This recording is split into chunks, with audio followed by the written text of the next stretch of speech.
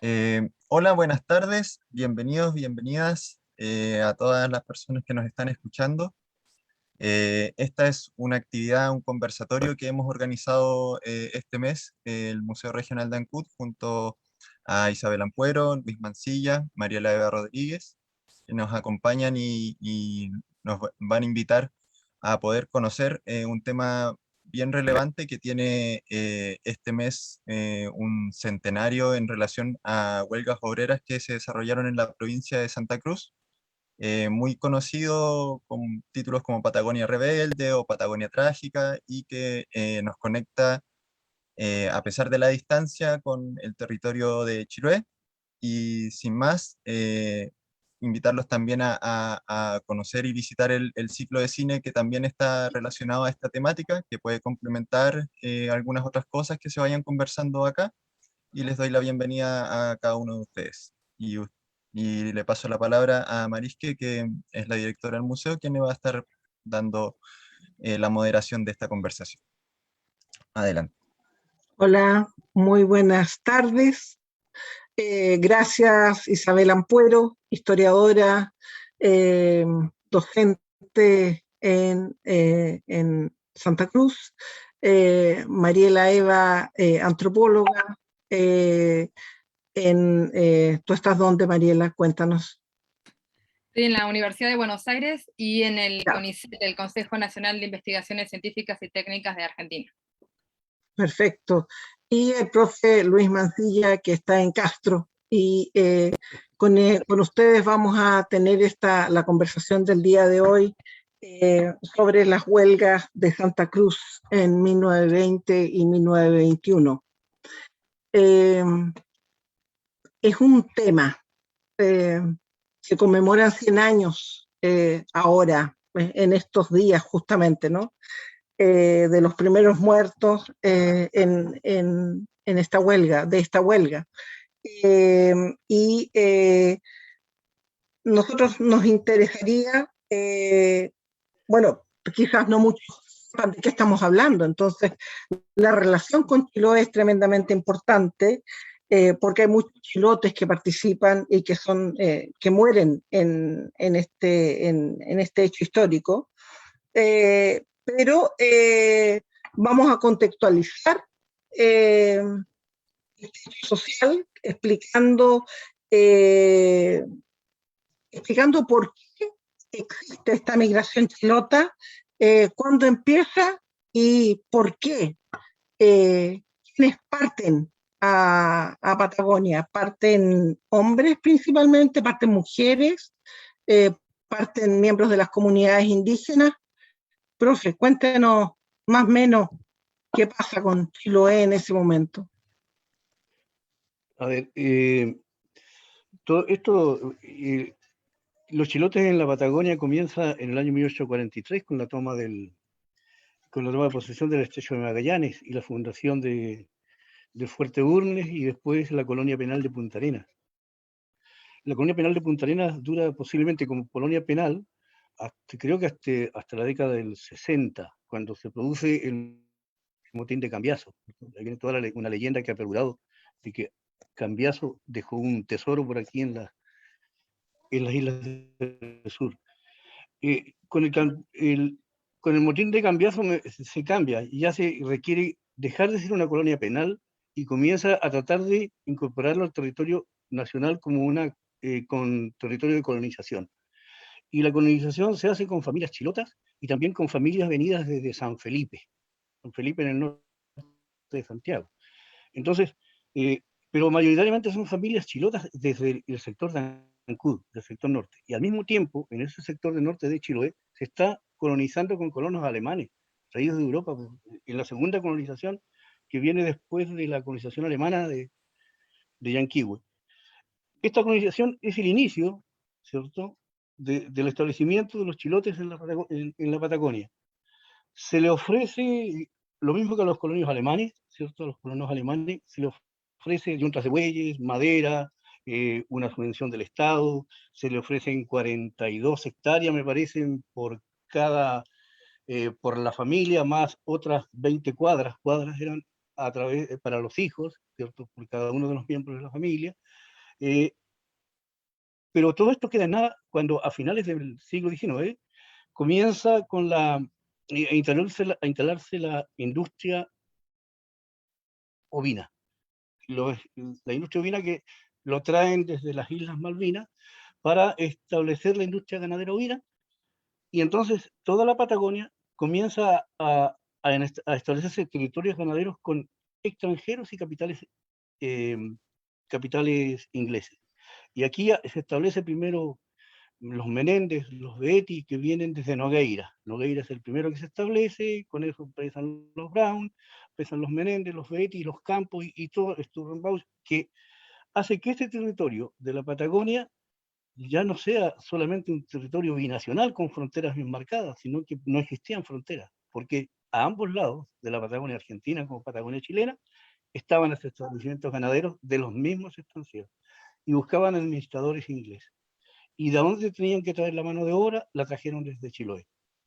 ¿Por qué la trajeron desde Chiloé? Porque el chilote se adaptaba al clima, al aspecto climático, y fue aprendiendo la modalidad, ¿cierto?, del tipo de esquila que necesitaba y el puestero solitario que vivía en los campos custodiando las majadas de ovejas. Entonces, a finales del siglo XIX comienza el establecimiento ganadero y después vienen llegando a comienzos del siglo XX, cuando se están provocándose grandes cambios políticos en Europa, con la Revolución Rusa y otros, y también los problemas en España. Y entonces viene gente desde esos lugares y también vienen desde lo que es la antigua Yugoslavia, hoy día le llaman Croacia, ¿cierto? Croata, a establecerse, trayendo a vivir en las estancias ganaderas, pero traen todas las ideas políticas de la Revolución Rusa. Entonces ahí llegan los anarquistas, los socialistas, los comunistas, y se crean las primeras sociedades obreras. Y en esas sociedades obreras, ¿cierto?, participan activamente los chilotes. Y es algo que ha estado invisibilizado y nunca se ha estudiado a fondo. Y esta colonización, primero, el inicio de estas migraciones son exclusivamente masculinas. Detrás sí van llegando después, con las familias que están establecidas en Punta Arenas, ¿cierto? Están las mujeres y van llegando también mujeres de Chile. Pero masivamente los que se llevan son trabajadores chilenos. Ese sería un resumen. Y yo creo que Mariela o Isabel, o sea que las mujeres quizás, ¿o no? Todavía no. Sí, yo agregaría para complementar un poco que también tenemos que pensar qué pasaba con los estados en ese momento, ¿no? Tenemos que recordar que para fines del siglo XIX todavía todo el territorio de esta Patagonia estaba en manos de los pueblos originarios, ¿no? Los pueblos indígenas, quienes eran las que tenían la soberanía efectiva sobre el territorio. Cuando Chile avanza y se establece, digamos, a partir de este viaje que se hace de la Goleta Ancud y establece soberanía sobre el Estrecho Magallanes y se instalan en el fuerte, que luego se va a trasladar a la ciudad de Punta Arenas, bueno, eso va a motivar a las autoridades argentinas a que se apuren, digamos, en tener soberanía efectiva también sobre este territorio, instalando ya una primera delegación de las subprefecturas, ¿no? Y a partir de allí, los estados van a sancionar una serie de leyes acompañados de un proceso que había sido también militar, ¿no? Campañas al desierto, pacificación de la Araucanía del otro lado, ¿no? Acompañado de ese proceso, una serie de leyes para ejercer una soberanía sobre el territorio y apropiarse de la tierra, ¿no? Entonces, en ese marco se van a construir una forma de gobierno particular, que serían los territorios nacionales, que tienen una forma de gobierno distinto, digamos, al resto del territorio. Y en ese marco, como bien decía el profesor Mansilla, claramente esa soberanía es bastante irreal, digamos, en el territorio por los escasos funcionarios que van a tener presencia efectiva, ¿no? Por supuesto, cuando el modelo económico, que es avalado por los dos gobiernos, empieza a crecer esta ganadería ovina en Magallanes primero, después se extiende hacia Santa Cruz, esa frontera, que bien dijo el profe que era prácticamente inexistente, es de forma, ¿no? Es de forma porque no hay prácticamente presencia real y efectiva de las autoridades. Sí hay una potestad, obviamente, en relación a la tierra pública que es entregada a manos privadas, ¿no? Inmediatamente. Entonces, en ese contexto, esa migración chilota, que ya tiene una tradición que arranca desde ahí, desde 1843, ¿no? Y que se va a hacer más fuerte justamente con el modelo, del modelo económico alrededor de la ganadería ovina, llegan, como dijo Mancilla, las primeras familias que se van a ir quedando en la zona de Magallanes. Y ahí ha estado bastante invisibilizada la presencia de las mujeres, porque es así, la mayoría que migraban eran los hombres para trabajar básicamente en la esquila, ¿no? En ese proceso algunos se fueron quedando, y las mujeres migraban, digamos, como a la sombra de los hombres, o así por lo menos se ha entendido hasta ahora, pero ya empiezan a haber registros de que había migración también de mujeres, que se van a ir instalando en Magallanes, ¿no? Y ese sería como el punto central, porque Punta Arenas funcionaba de alguna manera como la capital de esa región, que bueno, por ejemplo, como Elsa Barbería, la historiadora acá de Santa Cruz, denominó una región autárquica, ¿no? Es decir, una región que funcionaba como al margen de los estados nacionales, en un sentido no político, porque políticamente cada estado tenía su injerencia, sino en un sentido económico, ¿no? El modelo económico, los capitales transnacionales, pero también la mano de obra, como bien mencionaba el profesor, ¿no? Entonces estas familias chilotas se instalaban en Magallanes, y de allí, según sean las condiciones laborales, se movían por Tierra del Fuego o por Santa Cruz, ¿no? Y algunas mujeres también van a ir migrando y se van a ir quedando. Digo esto porque hemos encontrado algunos registros ya de presencia de mujeres chilenas, porque así figuran en la fuente, por supuesto, digamos en tiempos muy tempranos, tanto en localidades como San Julián, como inclusive Puerto Deseado, Río Gallegos, Puerto Santa Cruz o Puerto Coiles, ¿no? Que en ese momento, a fines del siglo XIX, comienzos del XX, también era un poblado importante. Entonces ahí, digamos, es cierto que la mayor cantidad de migración es masculina, pero también empiezan a aparecer ya algunas mujeres en el territorio que se empiezan a quedar, ¿no? Ok. Mariela. Bueno, vamos a agregar algo más algunos colores más a lo que vienen diciendo don Luis y Isabel. Por ahí me gustaría, como complemento de todo esto, pensar en qué tipo de colonialismo operaba en ese contexto en la Patagonia Austral, tanto chilena como argentina, ¿no? El colonialismo sabemos que, bueno, que se impuso en todo el mundo, pero la resistencia y las características locales hacen que no haya sido igual en todos lados.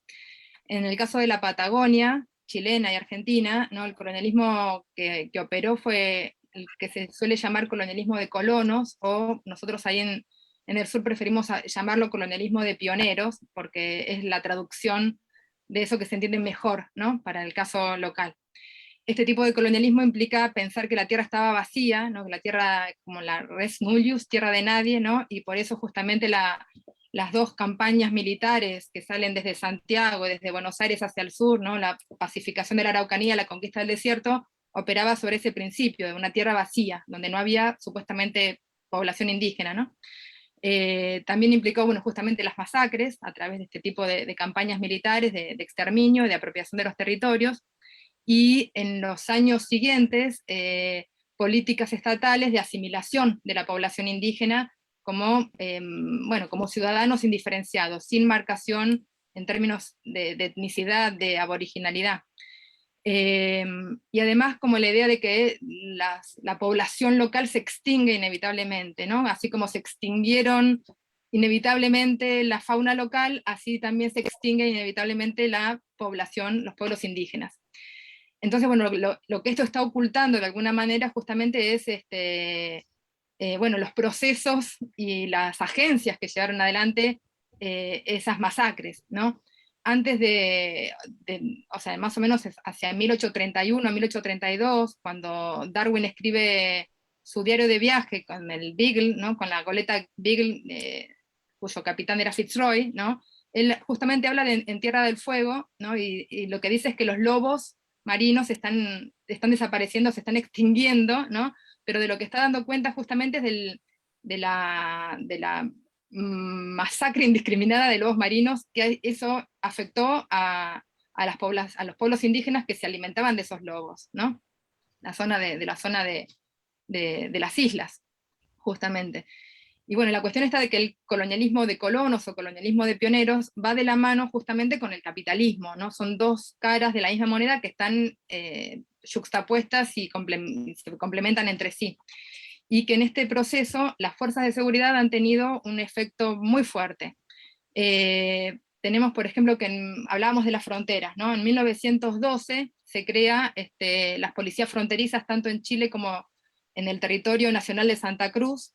En 1919 hay un convenio de policías fronterizas para perseguir a quienes cruzan la frontera de un lado y del otro, ¿no? Es decir, que la frontera es una frontera porosa porque no impidió a los capitales que se instalaban justamente sobre la frontera, había estancias que estaban instaladas de un lado y del otro de la frontera, tampoco impidió a las fuerzas de seguridad atravesar esas fronteras, pero sí la persecución a los trabajadores migrantes, ¿no? Es ahí donde se puso el énfasis. Y esta cuestión es interesante porque hasta el día de hoy esto continúa así. Ahora hace muy poco, unas semanas atrás, se firmó un convenio justamente entre Argentina y Chile para perseguir al pueblo mapuche, ¿no? Entonces esto no es, digamos, algo que ocurrió hace 100 años y ya está, sino que es algo que tiene efectos en el presente. Y por eso cuando hablamos de la conquista del desierto o de la pacificación de la Araucanía, hablamos de procesos de genocidio, ¿no? Un proceso que no terminó cuando termina formalmente para el Estado, sino que es un proceso que al día de hoy continúa, ¿no? Y continúa también las consecuencias de eso, ¿no? Así que bueno, yo soy antropóloga, trabajo con las comunidades mapuches tehuelches y tehuelches de Santa Cruz, y lo que me interesa remarcar justamente es esto, es cómo hoy, al día de hoy, el discurso de la extinción todavía tiene efecto sobre estas personas, ¿no? Porque hasta hace poco tiempo atrás se sostenía que en Santa Cruz no había indígenas, entonces el Estado podía realizar políticas públicas y representar a los indígenas sin ningún tipo de participación ni consulta con sus protagonistas, con los pueblos indígenas de hoy, ¿no? Bajo la idea de que no existen, de que se habían extinguido.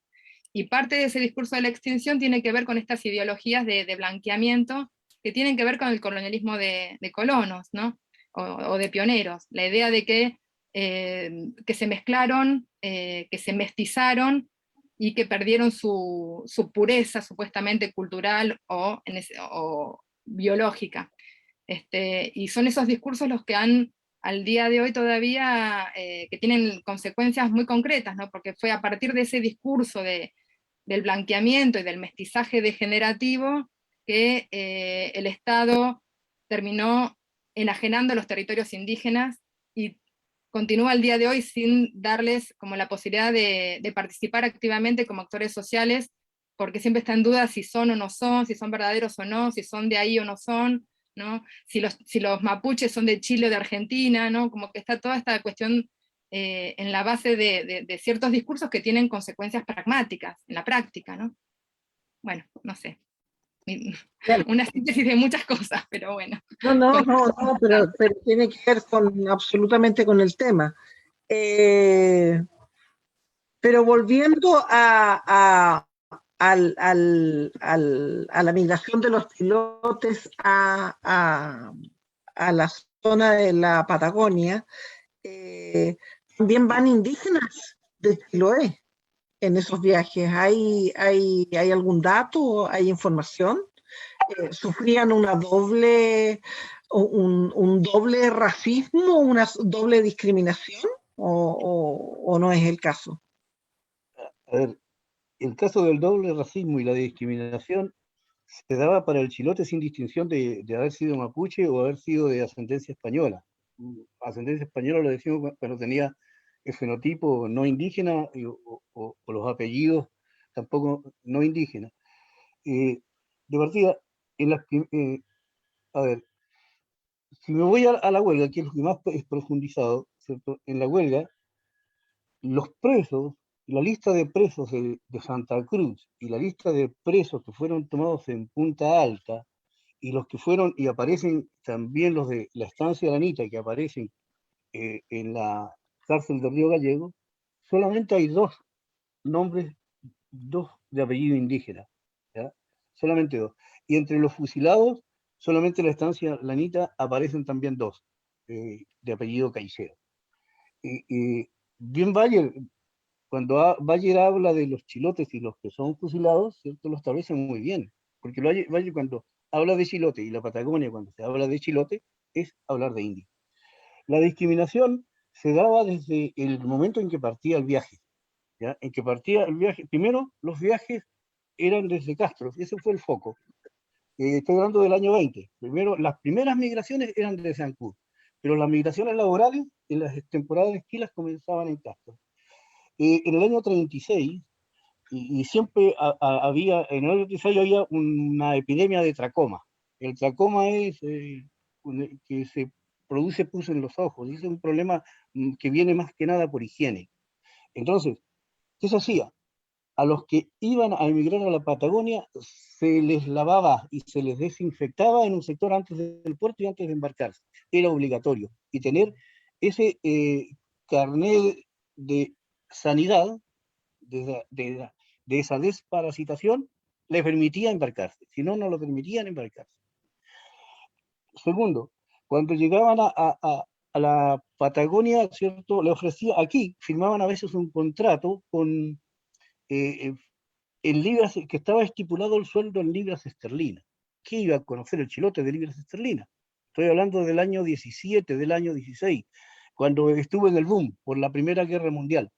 Entonces, pero cuando llegaban a Punta Arenas, el sueldo era en pesos chilenos. Y lo designaban, porque ellos lo designaban a qué instancias iban a ir, que no aparecía en el contrato, pero era de los Menéndez, cuando lo hacían en la Menéndez Betty, o cuando lo hacía en la oficina de la Brown, era para los Brown y Blanche. Entonces, ese contrato lo trasladaban de repente al territorio argentino, y en el territorio argentino también le pagaban con pesos chilenos. Y eso con pesos chilenos, y está claro cuando hay fusilados y los soldados le roban su dinero, que aparece en pesos chilenos. Ellos, la situación que se daba en Argentina no solamente se daba, se daba en el hecho de que los fusilados en sí son de tres clases. Primero, los fusilados identificados, y donde también hay chilotes, es que son dirigentes obreros. Y son españoles, argentinos, y algunos chilotes que les tomaron el nombre porque era importante, se recordó, porque sus compañeros lo denunciaron. Después, los fusilados que eran obreros también y que eran designados por los administradores y capataces porque se les debía sueldo, porque habían robado caballos, porque habían robado, esos también. Pero la gran cantidad de fusilados, los no identificados, se supone que son indígenas. Se supone que son indígenas. Son indígenas chilotes porque los mismos, Bayer lo deja muy claro en las afirmaciones que él da dice chilotes rotosos, que lo único que saben es agachar el lomo, trabajar para comprar alcohol y para llevarle algún regalito a sus mujeres.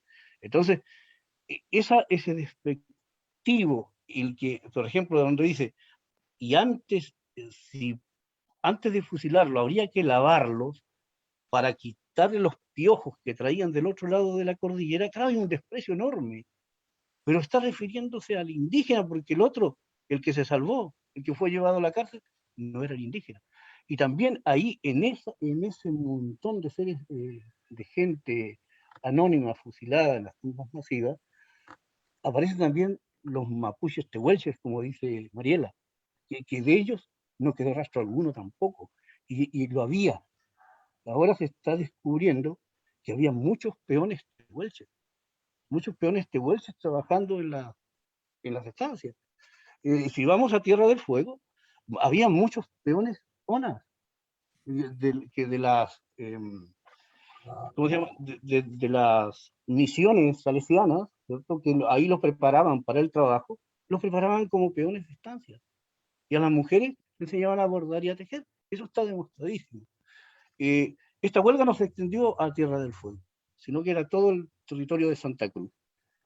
Y cuando digo que la discriminación comenzaba con el viaje, también digo que también terminaba con una discriminación. Hay ejemplos muy patentísimos en los diarios de la época de que gente que venía trabajando gente que no consiguió trabajo y regresó a Chiloé y venía trabajando por el pasaje. Y trabajar por el pasaje significaba cargar y descargar madera en los puertos donde pasaba, por ejemplo, el río Báquer, hasta las 2, 3 de la madrugada y durmiendo en el puente a la intemperie, junto con los rebaños de ovejas que se traían en la cubierta del barco. Ese tipo de maltrato. Comenzaban a trabajar antes de iniciar el embarque. Entonces, ese tipo de discriminación era el que se daba, y se daba mucho. Y cuando llegaba allá también, el chilote. Pero cuando uno estudia, y eso hay que seguir estudiándolo, los diarios obreros, ahí no se nota discriminación. Porque para los obreros, para los anarquistas, los socialistas, las sociedades obreras, eran simplemente obreros.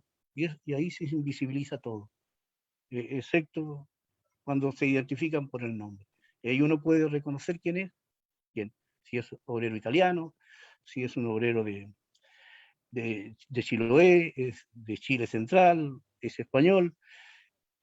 Lo que es admirable, ¿cierto? Más que la mirada del régimen, yo lo que admiro más de los chilotes es que ellos iban con una educación, ¿cierto?, netamente religiosa. El catecismo católico, ¿cierto?, era su única educación, y algunos tenían segundo, tercero básico, y se fueron reintegrando estas sociedades obreras y educándose en las ideologías traídas desde Europa, que traían principalmente los españoles, ¿cierto?, algunos italianos, muy pocos los yugoslavos, que en ese tiempo eran austriacos, y nada los turcos, que eran los palestinos, ellos no tenían ese tipo de ideología política, y los chilotes la fueron adquiriendo y se convirtieron en líderes en las estancias, eran líderes que llevaban el diario El Trabajo, eran los que cobraban las cuotas, eran los que llevaban, los que defendían al resto de los compañeros.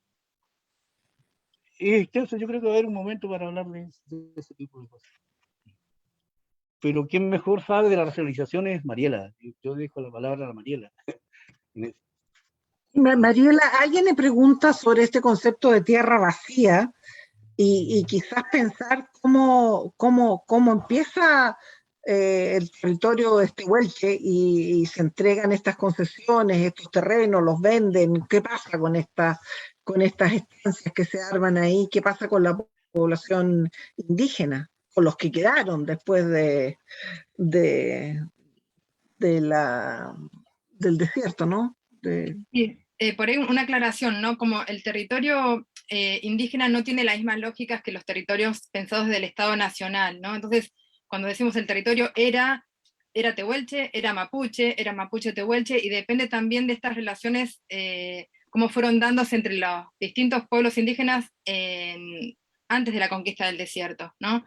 Habían matrimonios, alianzas políticas entre mapuches y tehuelches desde, bueno, por lo menos hay crónicas desde el siglo XVIII en adelante que dan cuenta de estos procesos justamente de vínculo, ¿no? Porque está como muy presente siempre, por lo menos del lado de Argentina, un discurso que plantea de que los tehuelches son los indígenas argentinos y los mapuches son los indios chilenos, ¿no? Y bueno, eso es claramente una construcción que el responsable de eso fue Estanislao Ceballos, ¿no? que en el libro La conquista de las 15.000 leguas, en 1978, justamente, que es la ideología que justifica la conquista del desierto, ¿no? Entonces, bueno, siempre nosotros tratamos de aclarar estas cuestiones porque es un discurso que al día de hoy todavía tiene un efecto en los medios de comunicación, se repite una y otra vez de que los mapuches no tienen derechos en Argentina porque vienen de Chile. En Chile se dice que los mapuches no tienen derechos porque son de Argentina, ¿no? Entonces como que quedan a mitad de camino. Y en ese contexto, los tehuelches pasan a ser el indio bueno, buen salvaje, ¿no? En Argentina como el indio argentino y en Chile como el indio extinto, ¿no? Entonces son todas estas construcciones discursivas que lo que hacen es deslegitimar la presencia tehuelche, mapuche, tehuelche, y todas esas relaciones de alianzas, ¿no? Ustedes antes hablaban de la cuestión que pasa con las fronteras, ¿no? ¿Qué pasa justamente cuando migran la población, gente de Chiloé que tiene ancestralidad indígena, más allá de cómo se hayan reconocido, cuando migran hacia el lado argentino, pasan a ser simplemente chilenos, o en todo caso chilotes, ¿no? Como el que la marcación como indígenas desaparece muchas veces como un proceso de autoinvisibilización para poder sobrevivir en en ese contexto hostil, digamos, ¿no? Nunca ha sido fácil para los indígenas demostrar su aboriginalidad, su indigeneidad, porque, bueno, está siempre cargado de estos prejuicios, de que si son alcohólicos, de que no sé, bueno, distinto tipo de cosas, ¿no? Que ya no hace falta que haga el listado de los estereotipos sobre los pueblos indígenas, pero eso está como siempre muy presente. Y esto implicó también como una consecuencia sobre el tema de las representaciones públicas, ¿no? Que en los museos no se habla, digamos, de los chilotes, ¿no? En los museos locales de Argentina se habla de los indígenas en el pasado, pero no se habla de los indígenas en el presente, y de los chilotes están completamente invisibilizados cuando han sido realmente la mano de obra que construyó no solamente en el campo, sino también en las ciudades, ¿no? Hasta el día de hoy eso es así.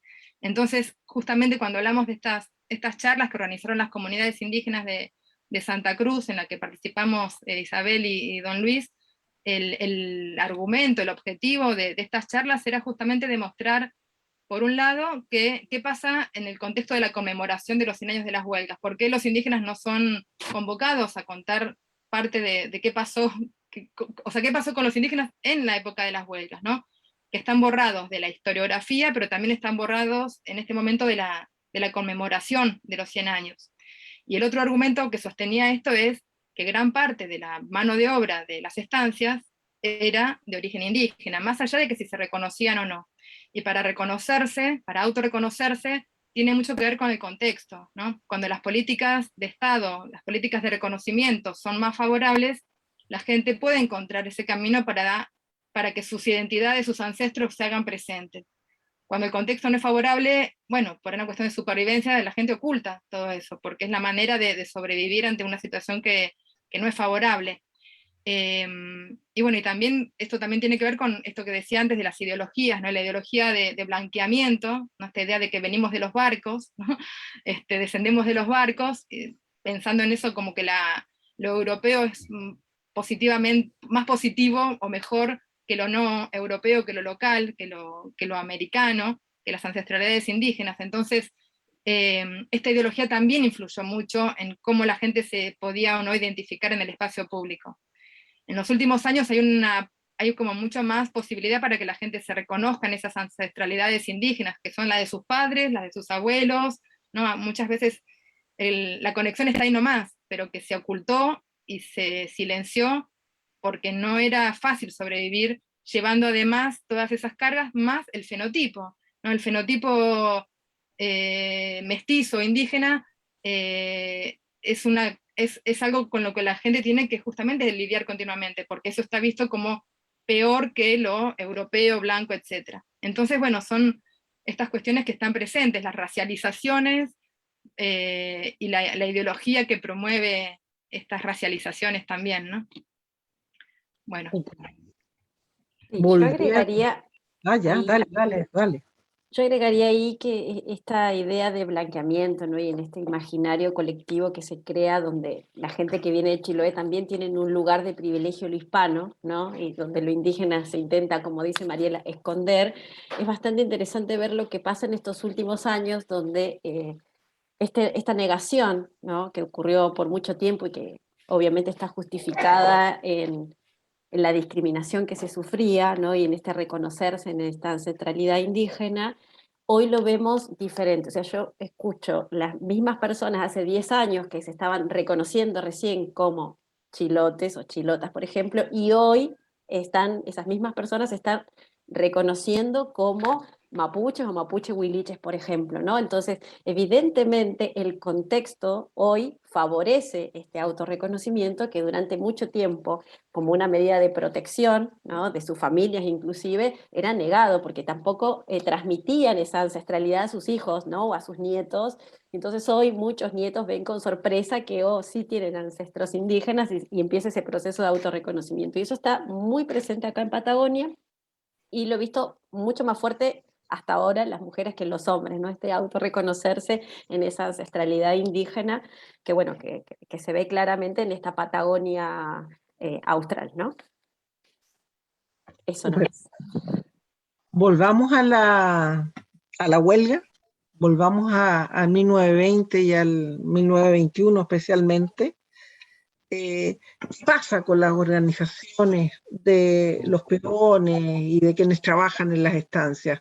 ¿Cómo se organizan? ¿Cómo se organizan? El profe hablaba de que los pilotes empiezan a trabajar, a participar en las organizaciones. Pero de ahí vienen las huelgas son las primeras, las del 1920, creo que hay algunas previas, ¿no, Sí, profe?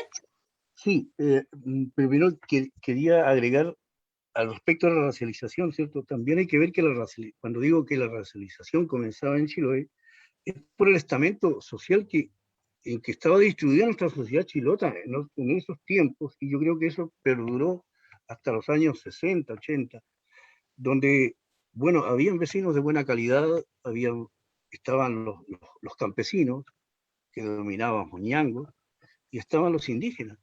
Esa racialización bien marcada, donde reconocerse indígena era muy difícil. Yo recuerdo cuando comencé a hacer clase, eh, los niños de apellido indígena simplemente bajaban la cabeza. No había una personalidad marcada de distinción y orgullo de serlo. Y eso viene desde los tiempos de la colonización española. Eh, yo aquí recuerdo, así, a grueso modo, un bando del gobernador Montes, y esto es a finales del siglo XIX, ¿cierto? Ya entrando a finales del siglo XVIII, y entrando ya al siglo XIX, que decía, donde él daba ciertas reglas de comportamiento de la sociedad, establecía toque de queda, el horario de funcionamiento de las pulperías, de cómo comportarse en los saraos, de las reglas de justicia. Entonces, esto se iba a publicar para todos los vecinos con casa poblada, que sean cabezas de familia, puramente españoles, de primera y segunda clase, libres de toda mezcla, declarada de toda mezcla, mala raza o talla vil declarada jurídicamente. Esto significa el mestizaje, es claro. Aquí no están incluidos los indígenas, porque los indígenas, ¿cierto? Se decía claramente indígenas, y también estaban los salvajes, que eran todos los otros pueblos desde las Huaytecas al sur. Y eso, y esa diferenciación social perduró siempre. Y ahí lo tenemos nosotros en Castro, nuestro liceo de Castro y el Liceo Politécnico, el Poliñango. Entonces, esas marcas era difícil que se las sacara el inmigrante, ¿ya? Y por eso, cuando uno entra a estudiar las sociedades obreras y ve que esa gente, con toda esa marca social, ¿cierto? Esa discriminación que comenzaba del origen, ¿cierto? Esa ancestralidad, como dice Mariela, no asumida, llega y se integra a las sociedades obreras, y se integra a las primeras sociedades obreras. La primera sociedad se llamó la Unión Obrera. Eso fue a finales del siglo XIX. Ya en 1889 estaba la Unión Obrera. Los recuerdos de la Unión Obrera uno en Castro lo encuentra en los clubes deportivos. En los clubes deportivos, cuando nosotros con Luis Mardones hicimos el libro Los 100 años del fútbol en Chiloé, entrevistamos gente que ya ha fallecido. Entonces nos dijeron que había un club, que el club más antiguo de Castro, y creo que es el más antiguo de Chiloé, el Estrella del Sur, su origen lo tuvo en el Unión Obrero, que era con obreros de Mar y Playa, que habitaban la zona de la Punta Chono, que es la calle Pedro Mon, el barrio de los Palafitos. Para nosotros es Punta de Chono. Y también había un club Unión Obrero en Nercón. Entonces, esa perduración del nombre nos indicó que era gente que perteneció a esa afiliación obrera en Punta Arenas, porque aquí en Chiloé no había industrias donde se pudieran crear sociedades obreras. Cuando en junio de 1911 se crea la FOM, la Federación Obrera de Magallanes, quien lo impulsa, ¿cierto? Y quien es su secretario general, es el chilote Marcos Eugenín Mancilla, Marcos Mancilla Eugenín. Está demostrado que Marcos tuvo familia en Puerto Natales y es originario de la zona de Alcagua. Marcos Mancilla Eugenín, aparte de eso, ¿cierto? Yo considero que tuvo una profunda educación anarquista. es el creador de la primera sociedad obrera en Río Gallegos, es el delegado de la FOM para crear en 1913 la Sociedad Obrera de Río Gallegos. La FOM, ¿cierto?, promueve las primeras huelgas, y las primeras huelgas grandes de la Patagonia, y estoy hablando de la Patagonia chilena, pero también de las estancias fronterizas de la región de Santa Cruz, se da en 1916. La gente abandona las estancias y se va a los boliches, y allí se establece. Otros llegan a Punta Arenas y se hacen ollas comunes. Y se logran mejoras salariales y mejoras en la vida en las estancias. Después hay una huelga marítima, que también es huelga de campo, en 1918. La mayoría de los obreros son chilotes.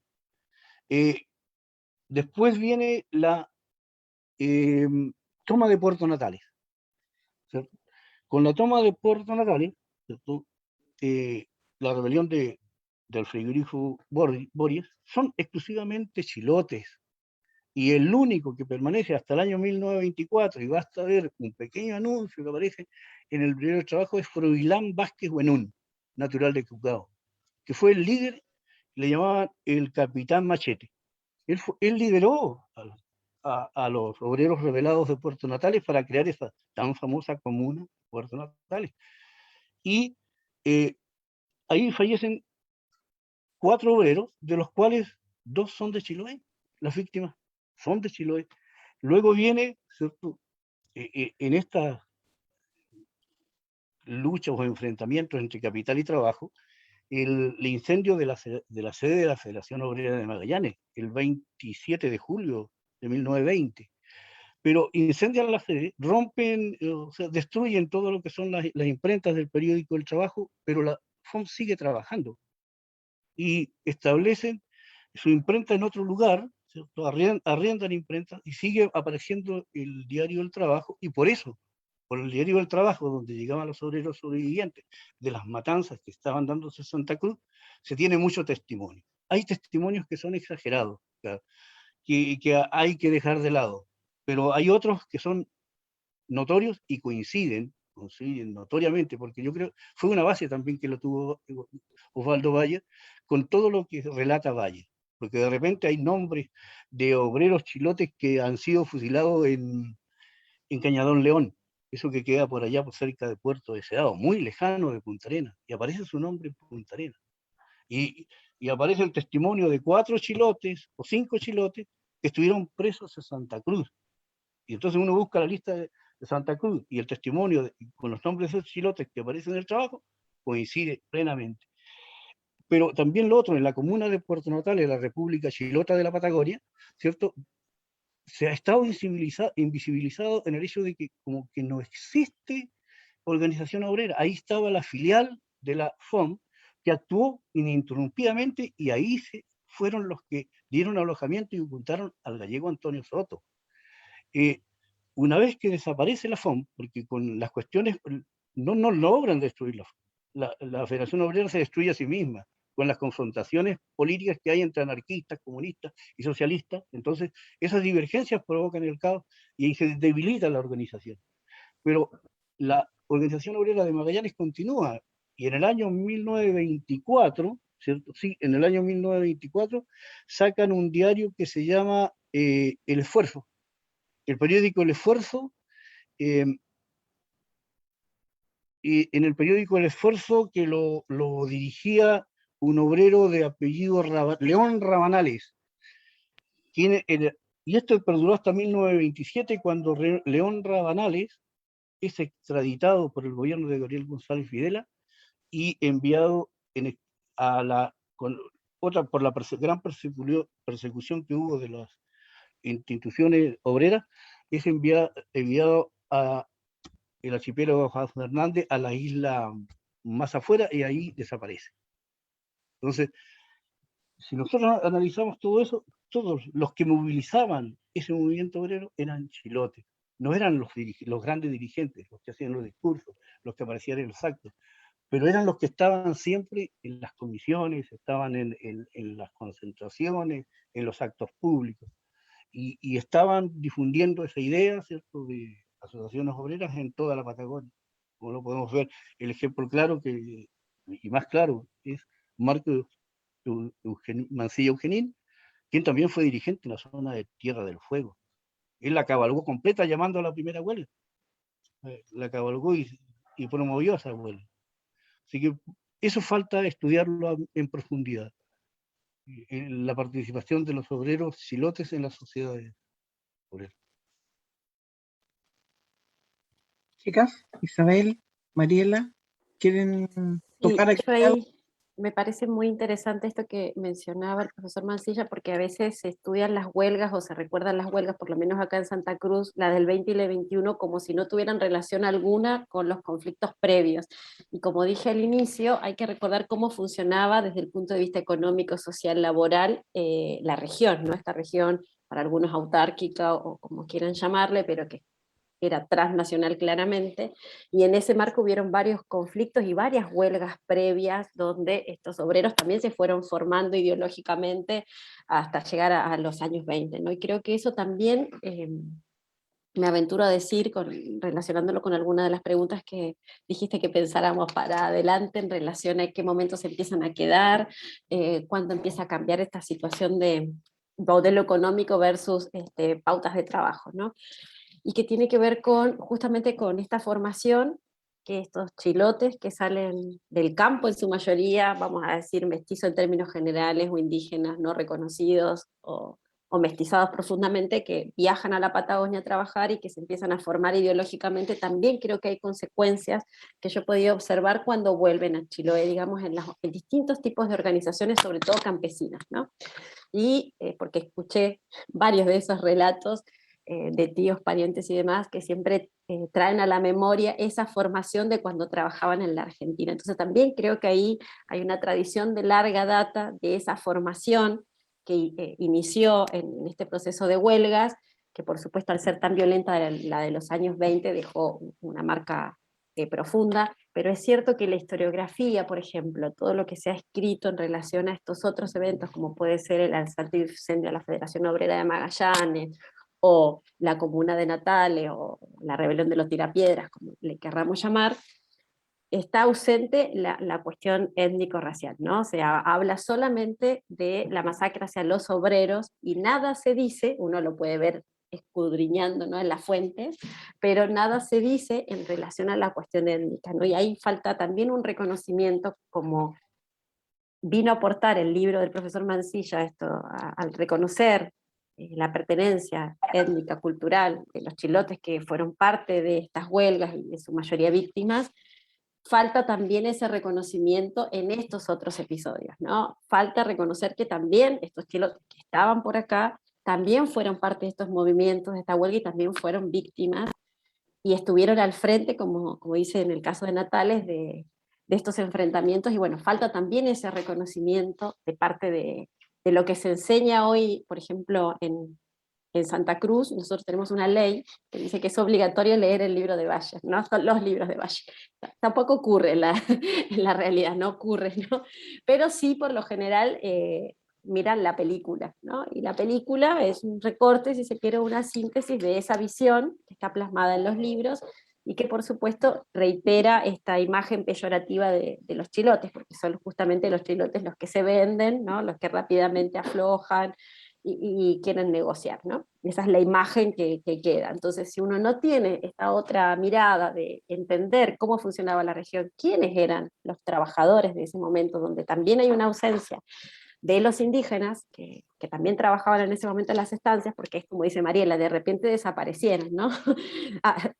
Es como que estaban y un buen día ya no estaban, ¿no? Sin explicaciones de por medio y sin preguntarse qué es lo que pasó, ¿no? Y eso aplica tanto para hombres como para mujeres. Ahora sí, hoy, por ejemplo, sabemos que hay un montón de mujeres indígenas que fueron a parar a trabajar a las estancias, a los hoteles, en distintos lugares, pero hoy recién lo estamos reconociendo, ¿no? Pero hace 10 años atrás tampoco. Entonces, esa invisibilidad es muy fuerte, por lo menos en mi campo, que sería el campo de la historiografía y la enseñanza de la historia. Falta claramente ese reconocer la participación de estos chilotes en estos eventos, y que tiene que ver, creo yo, con esta imagen, ¿no?, peyorativa, este estereotipo alrededor del chilote, que siempre ha sido discriminado, ¿no? En la práctica, hasta el día de hoy, estamos en plena lucha por la apertura de las fronteras, hoy la gente sigue, cuando te quiere insultar, te sigue diciendo chilote, volvete a tu país, ¿no? Entonces, no es algo que quedó en el pasado, es algo que efectivamente todavía pasa y todavía pesa, ¿no? Y que tiene que ver, creo yo, estoy casi convencida, con justamente por portar el fenotipo, ¿no? De cuando, por más que tengas apellido hispano, bueno, tu rostro dice que tenés otra descendencia o una ascendencia indígena. Entonces creo que es muy importante tener en cuenta ese contexto de cómo funcionaba la región, quiénes eran la mano de obra principal venía de la isla de Chiloé, había una tradición migrante que se volvió una tradición familiar, ¿no? Porque se cumplían los 18 años, se iba a hacer el servicio militar y a veces antes se iban, ¿no?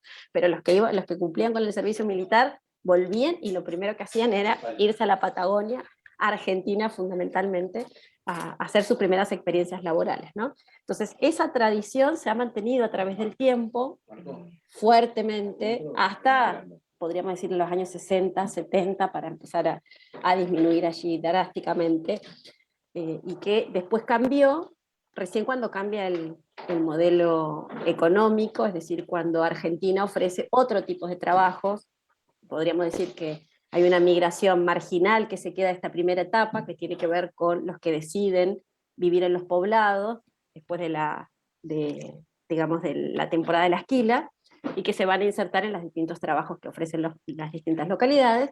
Y después tenemos un segundo grupo que sí va a llegar y se va a empezar a quedar en la década del 60, ¿no?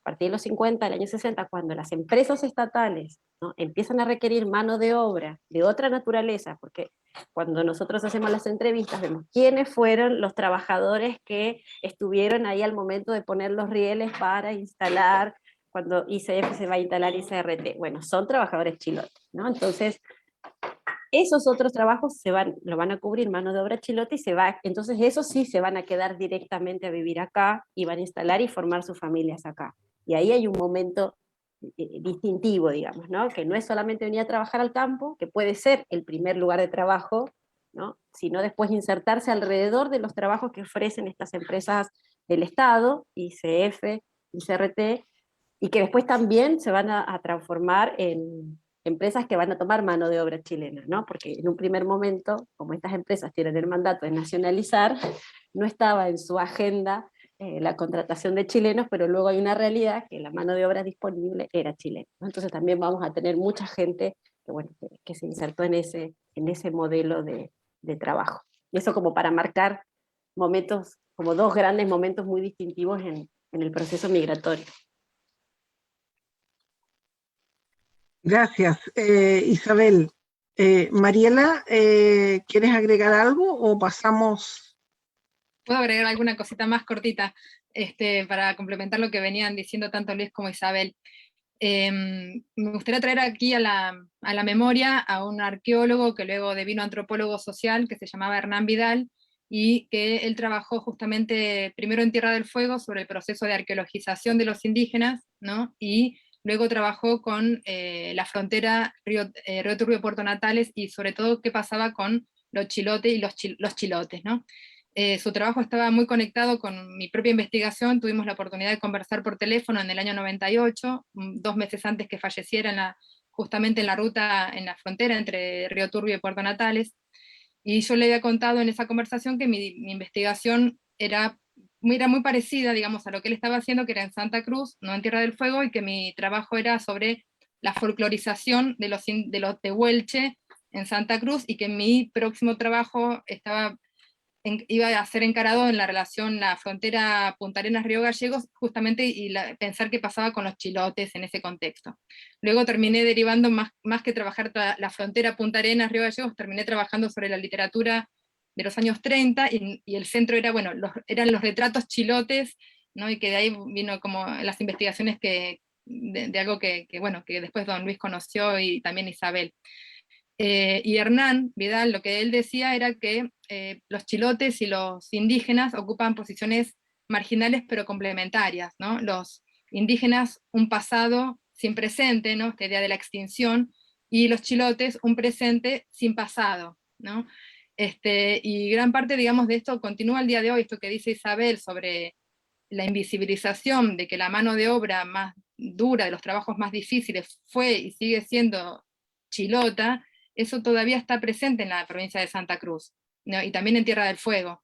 Hay además matrimonios mixtos, digamos, de chilotes con Selknam, con yaganes, con tehuelches, ¿no? Entonces, también justamente la ideología del blanqueamiento lo que sostiene es que los indígenas que se mezclan con los chilotes producen una copia negativa, desvirtuada, hablan de mestizaje degenerativo y como un efecto monstruoso, inclusive, ¿no? En crónicas y demás, investigadores, antropólogos de los años 50, como Imbeloni, que tuvieron un poder importante en el Estado Nacional Argentino y en el Museo Ambrosetti. Este hombre fue director del Museo Ambrosetti durante 15 años y funda el Instituto de Antropología, justamente de la Universidad de Buenos Aires. Este hombre decía en su expedición de 1949 que las mujeres tehuelches fueron fecundadas por hombres mapuches, habla de araucanos, chilenos o chilotes, como si fueran tres nombres que son lo mismo, ¿no? Y que eso produjo un efecto monstruoso en términos biológicos, culturales y morales, porque lo que está en la base de esta cuestión es que la racialidad se mide en términos morales, ¿no? Y eso está como muy presente también. Y los efectos de estas concepciones, de estas clasificaciones etnológicas y demás todavía continúan al día de hoy. No en el mundo académico, que a ningún antropólogo pensaría esto hoy, pero sí quedan en la prensa, quedan en los medios de comunicación, ¿no? Continúan estas mismas clasificaciones y los prejuicios raciales continúan presentes al día de hoy. Yo me acuerdo cuando cuando hice la licenciatura hace muchos años atrás, lo primero que pensé fue, bueno, ¿quién va a leer una tesis de no sé cuántas páginas con un montón de palabras raras? Y pensé, bueno, o sea, la manera de que esto salga al aire y que podamos tener esta discusión en el ámbito público, pensar qué implica el colonialismo de pioneros, ¿no? Sería como lo diría hoy, bueno, cómo es la manera para que esto cambie y para que la gente pueda tener conciencia de estos prejuicios racializados y demás. Y bueno, pensaba justamente que era a través de la literatura, a través del cine, a través del arte, ¿no? Más que del ámbito académico. Lo sigo pensando al día de hoy. Lo que pasa es que, bueno, no soy tan habilidosa para eso, pero creo que es importante, digamos, que el mundo académico salga de alguna manera, ¿no? De las que sea, como sea, y para eso se necesita que el discurso sea claro también, ¿no? En la medida en que escribimos a veces como muy rebuscado, que no se entiende nada, o con un formato, o unas circulaciones que no son fáciles de encontrar, aunque estén en internet al día de hoy, no es tan fácil de encontrar, bueno, de cómo esa producción académica llega a la sociedad, a los colegios y demás, ¿no? Así que bueno, nada, yo lo que siempre pienso es, bueno, que la pregunta, incluso con eso cerraba las charlas en Santa Cruz, es, bueno, ¿qué es lo que hoy estamos invisibilizando? ¿Qué es lo que hoy no estamos pudiendo pensar? Porque no tenemos las categorías para pensarlas, o porque no queremos pensarlas, ¿no? Pero ¿qué es lo que hoy no estamos pudiendo ver o entender? ¿Qué es lo que queda invisibilizado y qué es lo que no estamos pudiendo pensar? Y el tema de esta ideología que produce pioneros europeos como algo positivo versus chilenos, chilotes, indígenas como algo negativo, eso sigue estando presente al día de hoy. Incluso la gente que tiene ancestros indígenas y que tiene fenotipo, piel, cara indígena, sigue muchas veces como ocultando esas identidades, porque al día de hoy todavía no es un terreno fértil para poder hablar de eso, ¿no? Es un proceso muy doloroso muchas veces. El hacerse cargo de esas ancestralidades que están acá nomás, como digo, ¿no? Muchas veces tiene que ver con conectarse con los padres, con los abuelos, con silencios, con las memorias que no han sido contadas, que han sido autocensuradas también, ¿no? Gracias, Mariela. Esto está transformándose en algo que parte con las huelgas del 1920 y 1921 y nos lleva al hoy, que creo que es aún más importante e interesante. Pero si volvemos a estas huelgas de 1920, 1921, a mí me gustaría, y es algo que me preguntan también por el chat, es cómo se enteró se enteró la gente de Chiloé de lo que había pasado en la Patagonia? ¿Se supo, Luis, lo que pasó? ¿Cómo lo tomaron? Porque estamos hablando de familias en las que los hombres salían, no volvieron, se pensó que ya no volvían, fueron a comprar cigarros y nunca volvieron, o qué pasó, cómo fue, cómo se entendió en Chiloé los asesinatos en Argentina. Primero, estas huelgas están, básicamente, el tema de la racialización está ahí. Ese es el motivo de los fusilamientos. Así que no hay que perder de vista eso.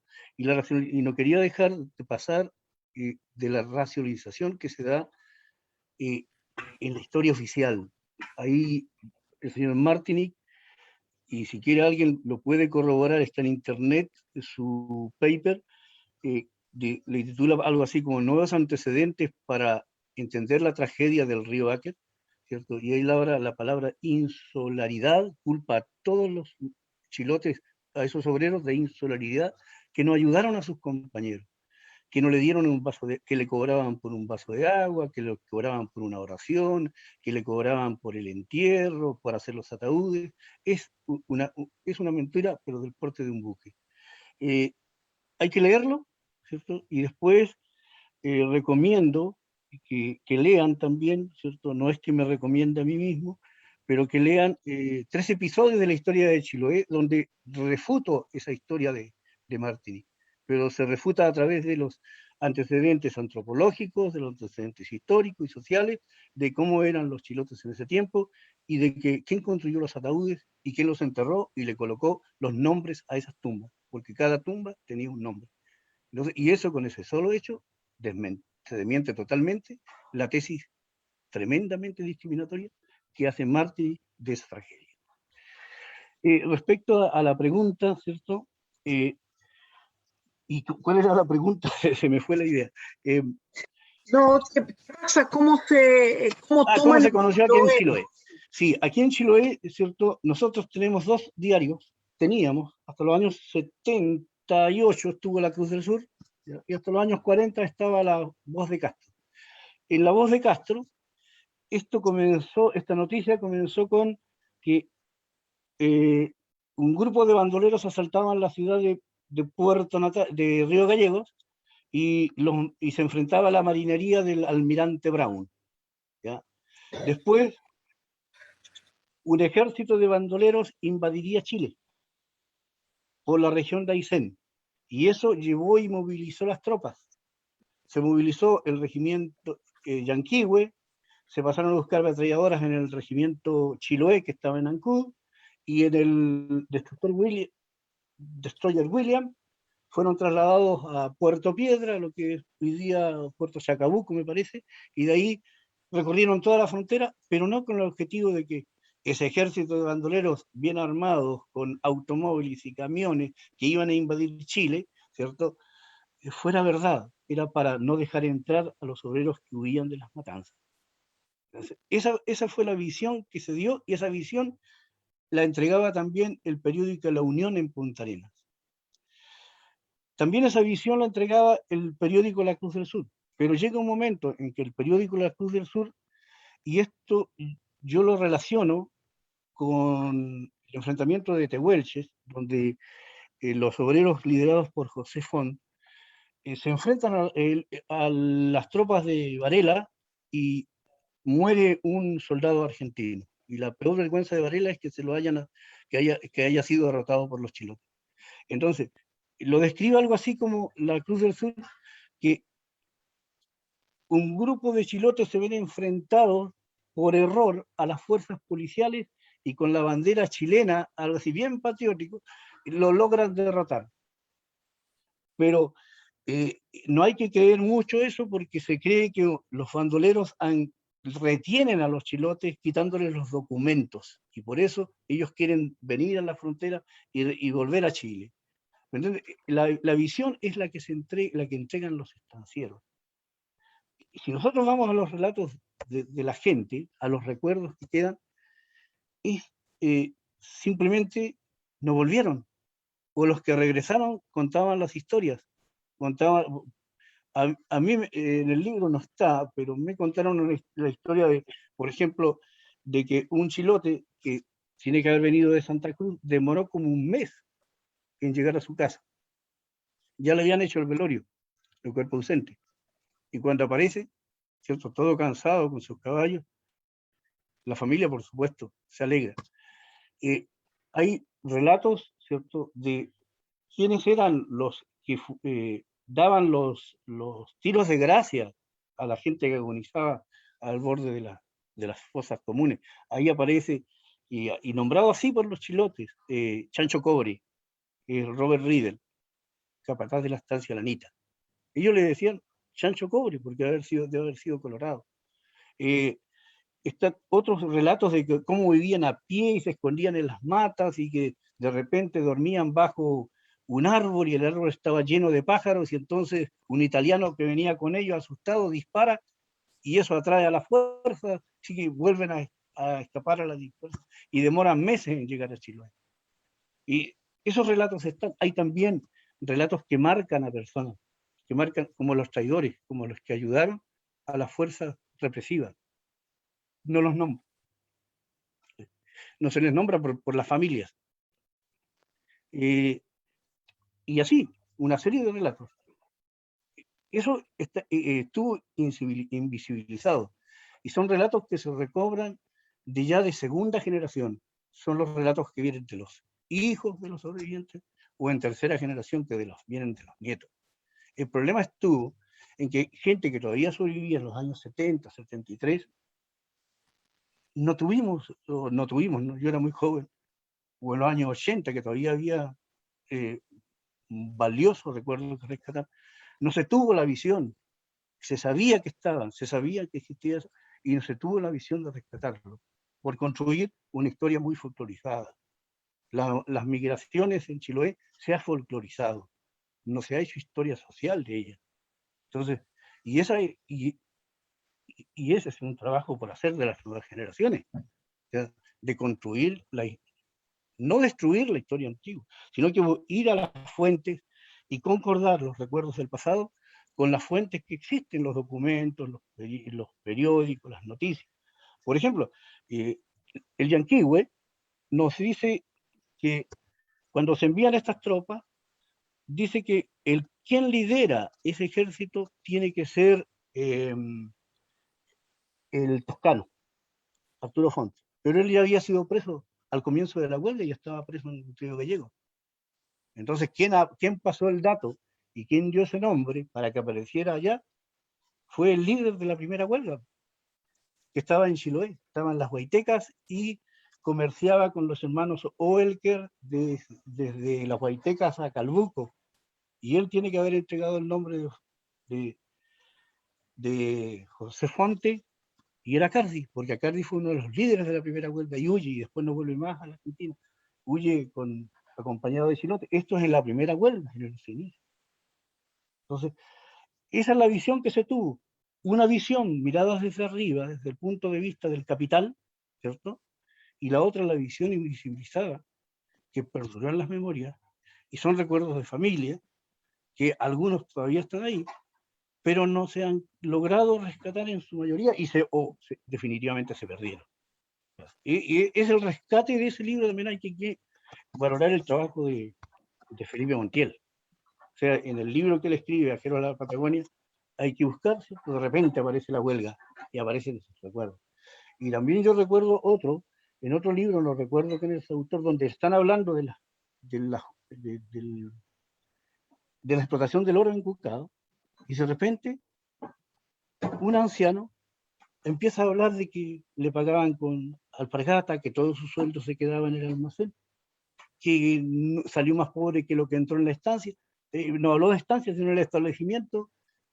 Estaba hablando de la explotación en la Patagonia. Entonces, ese tipo de recuerdos, de repente aparecen en los libros o aparecen en los periódicos, son los que se han rescatado. Y ahí se va construyendo una historia muy especializada. El libro tiene muy pocos trozos de eso, pero esas son las dos visiones. Don Mancilla, le hago una pregunta. Sí, ¿Y la radio allá cuándo empezó a ser un medio de comunicación? Porque usted mencionaba acá los periódicos llegan a un grupo muy reducido que sí. evidentemente no son las familias. Yo no me imagino a las familias del campo accediendo a los periódicos, o sea que la gran mayoría de las familias, hasta que alguien regresó o no regresó, digamos, no tiene ningún tipo de versión en De ese momento. conocimiento. Mm. Exactamente. Y de hecho es lo que siempre decimos, ¿no? De tantos obreros, huelguistas caídos en ese momento, chilotes, bueno, en las familias que queda, se fue a la Patagonia y no volvió, No digamos, ¿no? volvió más, no Se sé fue a si. la Patagonia y no volvió, y creo que para quienes hemos vivido en la isla, en mi caso, es muy, lamentablemente, demasiado común en las familias tener a alguien, algún pariente que se fue a la Patagonia y no volvió. O sea, también se ha naturalizado, ¿no? Esto de que se fue a la Patagonia y no regresó, que me parece demasiado fuerte, ¿no? Porque usted citaba La Unión era de los salesianos, el periódico en ese Sí, momento de Punta Arenas, o sea que la visión que va a tener claramente viene del lado de los estancieros, ¿no? Entonces ninguno de esas fuentes hoy nos puede hablar del otro lado, ¿no? Son las memorias, como decimos nosotros, del poder, ¿no? Que tienen esta versión, obviamente, de la historia y que lamentablemente en ese momento era lo único que llegó. Por eso me pregunto en qué momento la radio, que sí va a ser fundamental años después acá para conectarse con Chiloé, va a ser fundamental, pero no sé en qué momento empieza a ser importante allá en la isla, en qué momento aparece acá recién cerca de los 30. aquí aparece la radio en Ancud aparece en los 58 por ahí, o 55, ¿cierto? Y la radio Chiloé, que es la de Castro, aparece en el año 62, me parece, después del terremoto del 60. Solamente habían radio aficionados, nada más. Pero esas eran comunicaciones y no, no era noticia. En el año 30, no. Chiloé, No hay nada. totalmente aislado. Y lo único que teníamos que pensar que los periódicos, como bien dice, ¿cierto? Eran de los pueblos, era de la gente del pueblo, la poca gente que sabía. Si nosotros vamos a los censos de 1920, que fueron cada 10 años, la tasa de analfabetismo era sobre el 40%, era sobre el 40%. Entonces, ¿y quién eran la mayoría de los analfabetos? La gente campesina, la gente del campo, la gente de la isla. ¿Y quiénes estudiaban? El Liceo de Castro recién comenzó en el año 1927, la enseñanza secundaria. La enseñanza secundaria en Ancud, ¿cierto? Ya comenzaba en el siglo XIX con el seminario. Y después vino el Liceo de Ancud, que también ahí estuvo Rubén Azócar junto con Neruda enseñando castellano en el liceo. El Ancud era una ciudad intelectual para la época, pero Castro no. ¿Achado para qué? No podemos hablar de Achado. Chonchi, simplemente las familias oligárquicas que estaban ahí venían a Castro. Pero de que el resto pudiera conocer esto a través de los periódicos, no se podría dar. Si lo era, un territorio totalmente aislado, con un nivel de pobreza extremo, cuando hablamos de los campos. ¿Quién bien relata la emigración, ¿cierto? Es Sergio Mancilla. Publicó una historia de su familia, comparándola con el libro, en la revista Mapocho. Sergio Mancilla es poeta y es académico en la Universidad Austral. Entonces, él relata de cómo la gente para irse vendía la casa, vendía los animales, hasta el guano de las ovejas donde se encerraban en los establos, se vendía para poder llevar dinero con qué sobrevivir mientras encontraban trabajo en Punta Arenas o al lugar donde fueran. Y esa era la forma como migró su familia, cómo migraron sus hermanas, cómo migraron sus tíos. Y tíos que desaparecían, y en todas las familias había, en la familia de uno también, tíos que se iban y después no lo nadie sabía nada dónde estaba, de repente regresaban 3, 4 o 5 años después, o 10 años después, ya adultos, Y cuarentones, hasta a 40 buscar, me he enterado yo. sí, a buscar la mujer que necesitaban porque necesitaban ya casarse, o de repente quedaban ya comprometidos y después de 20 años, igual que Ulises, volvían, buscaban su mujer, se casaban y regresaban a la Patagonia. Eso se da mucho, se da mucho. Y ese mito del trauco que decían, ¿cierto? Y eso es las vivencias de las emigraciones temporeras, que el hombre trabajaba por 2 o 3 años en la estancia, regresaba y se encontraba con un entenado. ¿Ah? Palabra española, pero es propia de Chiloé también, ¿cierto? Eso de los hijos, que tenía que reconocerlo por fuerza. Y en cuanto a las migraciones, hay etapas muy marcadas en Chiloé en las migraciones de, más que nada de esquiladores, ¿cierto? Y las emigraciones por el tizón en los años 40, el tizón, la plaga de la papa, echó a perder todas las siembras, trajo hambruna. También la Segunda Guerra Mundial, también impulsó gente que fuera para allá porque hay los establecimientos, hubo un florecimiento de la industria bovina y de la carne, de los frigoríficos. El terremoto del 60, eso provocó otra inmigración, porque la destrucción que se provocó en Chiloé, en las ciudades destruidas, Castro, destruida Ancud, y las caídas, muchas casas, la gente vino a dormir en la plaza de Castro, de todos los lugares, ahí parecía una población callampa, frente a la iglesia, construida con latas y desechos de las casas destruidas, estuvieron casi un mes. Y eso provocó una nueva inmigración. El golpe de Estado, otra inmigración. Y terminó la inmigración cuando justo cambian el sistema económico y aquí llega Chiloé a establecerse la industria salmonera. Entonces, ya no era necesario ir a buscar el dinero a la Patagonia. Estaba acá, aunque hubiesen sido sueldos miserables y la explotación haya sido, pero una explotación muy semejante a la explotación que se tenía en las estancias, en el sentido de denigrar al obrero, de no darles permisos para el baño, de hacerles descuentos usurarios en sus salarios. Eso es una historia que se está construyendo, porque algunos han sacado estudios sobre eso, sobre los inicios de la industria salmonera en Chiloé. Y eso es tema de la gente que va a estudiar historia o que va a sacar publicaciones en este caso. Estudiar ese tipo de fenómenos sociales que se dan en nuestro archipiélago, porque tendemos mucho a folclorizar las cosas, a mirarlos desde el punto de vista que resulte bonito, porque no queremos ver lo social que hay detrás. Por eso, no sé si me extiendo mucho, por eso yo admiro el trabajo de Mariela, lo que hizo sobre Coloane, porque esa mirada, esa triple mirada desde lo geopolítico, de las fronteras porosas, ¿cierto? Con ese simple cuento de la muerte del Chilotepey, la mirada social y la racialización que deja que ahí, es un estudio que si lo leyeran nuestros profesores de literatura, ¿cierto? Lo conversamos siempre con mi nuera, ¿cierto? Que es profesora ahora se llama Lenguaje y Comunicación. Esa es la mirada que se debe dar en los colegios para estudiar a Francisco Coloane. Y no se estudia a Francisco Coloane, se da a la chica de alambre, se entrega el hombre de la máscara oxidada, es literatura bien facilita, que no hace pensar, pero el despertar la conciencia, yo creo que es peligroso. Y por eso no está en los currículums. Y eso es lo que se dice, el currículum oculto, y que tiene que salir a flote, pero no lo entendemos, si no llega gente con identidad, para crear identidad. En Chile no, estamos perdiendo eso. La identidad es la identidad folclórica, pero eso no es la identidad. Yo creo que la identidad va más allá de eso. Bien, profe.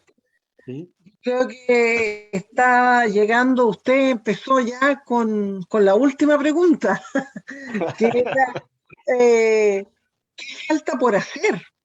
Y después vamos a ver un par de preguntas que todavía tenemos yo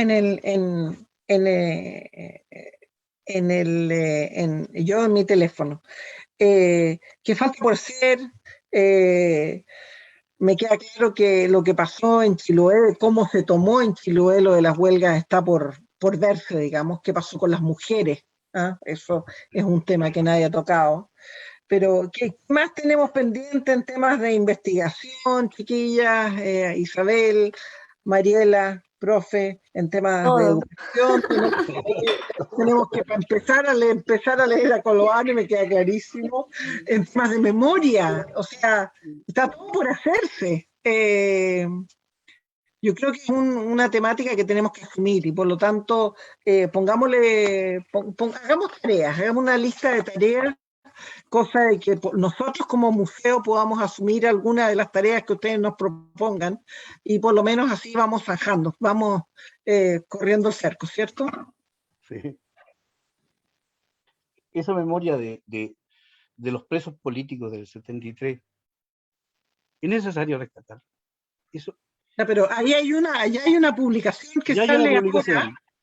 Claro. ahora, el 3 y el 4 nos pidieron a nosotros como museo el espacio de la sala de extensión del hotel, y hay una publicación ahí, por lo menos no sé de qué se trata, porque yo no la he leído, pero creo que es un temazo, sí. Pero, Es un temazo.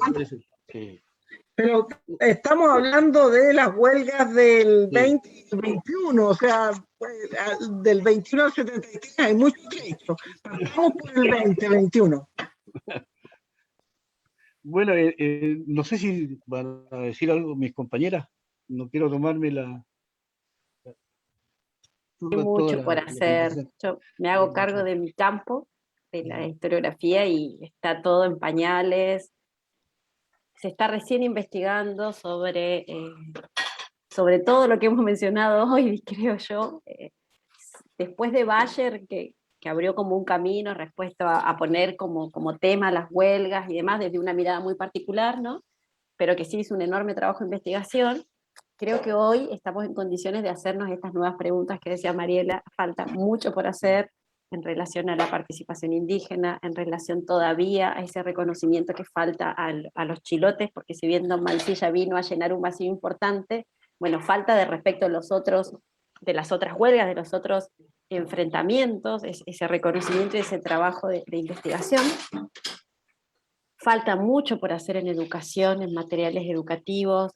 Las huelgas se siguen estudiando de manera aislada, que es lo que yo siempre reniego, ¿no? Como si fueran un episodio único en el mundo, que pasó en un momento determinado, porque hubo un enfrentamiento entre un ejército y los anarquistas, digamos, básicamente sería como muy simplificada esa mirada, sin el contexto, porque en historia regional creo que ahí compartimos el problema de un lado y del otro, estamos en pañales en la enseñanza de la historia regional, pero también en la investigación de la historia regional. Faltan esas memorias que mencionaba el profesor Mansilla, algunas de ellas están, hay profesores, docentes que han tomado ese trabajo de registrar algunas de esas voces, estaría bueno, siempre falta el proceso de sistematización, ¿no? Creo que respecto al género, falta todo por hacer, ¿no? Con las preguntas de las mujeres, acerca de las mujeres.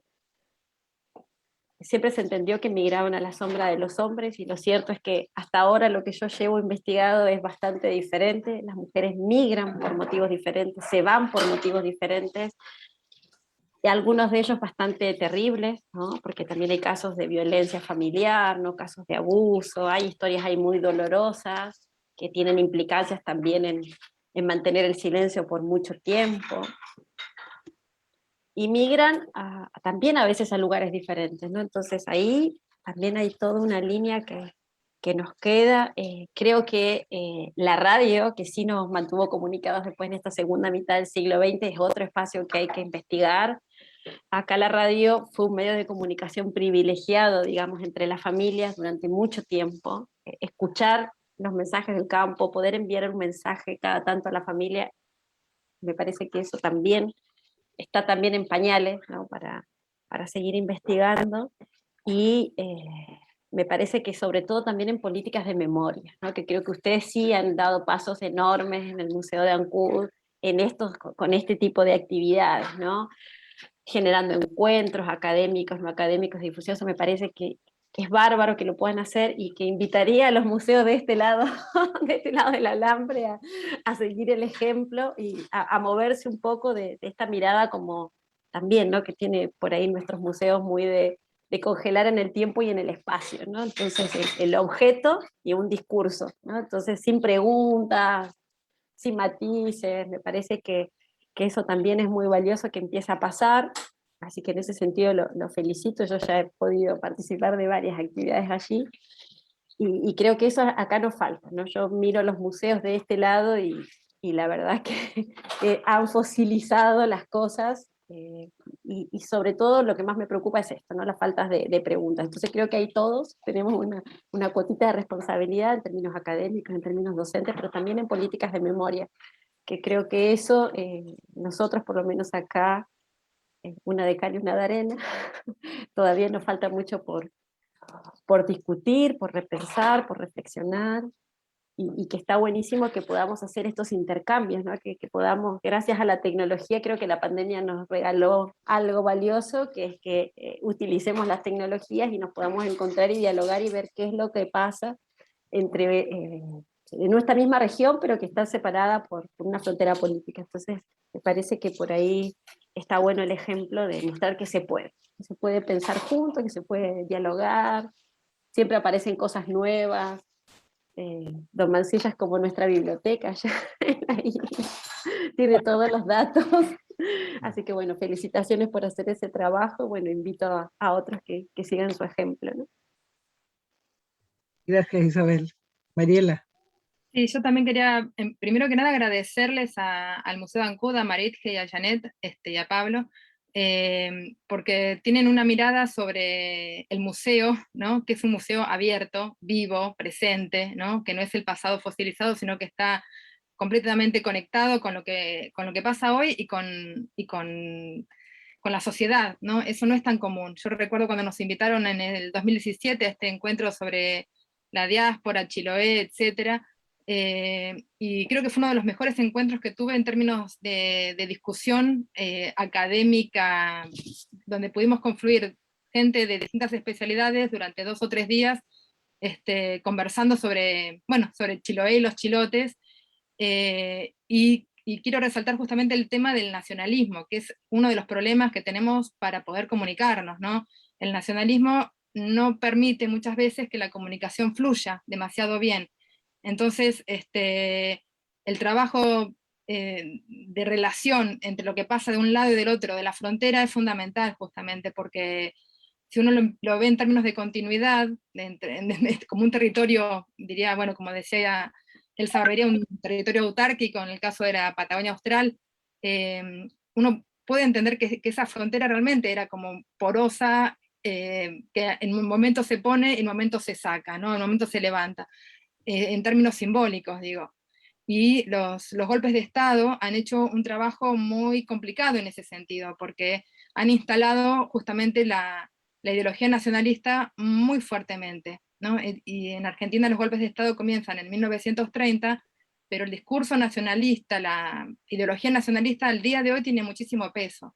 Entonces, siempre está esta cuestión de, bueno, pero ¿qué pasa Chile-Argentina? ¿No? Como una tensión permanente, un amor-odio, que aparentemente sí, pero después no. Entonces, como tratar de entender la genealogía, de dónde vienen esas ideologías, ¿no? La historia de esas genealogías y las consecuencias que tienen para la gente de ahora, ¿no? Que han tenido en el pasado y que continúan teniendo en el presente, creo que es fundamental, ¿no? Y la otra cuestión que tiene que ver también con la continuidad es el tema del extractivismo. Hablamos del capitalismo ganadero, pero también esto, digamos, ha ido cambiando a lo largo de las décadas, y hoy por hoy el problema es la minería, las represas, ¿no? Y de eso no se habla. Hay un proyecto internacional que abarca a 12 países de América del Sur, que se llama IRSA, Integración de Infraestructura Regional Suramericana, que se crea en el año 2000, que hay 500 proyectos involucrados en ese proyecto IRSA, que incluye a las 2 represas que se están construyendo en el río Santa Cruz, que se está haciendo sin consulta ni participación con los pueblos indígenas, por lo cual los indígenas han presentado una medida cautelar por la construcción de esas represas sin la consulta previa, libre e informada, como dice el convenio de 169 de la OIT.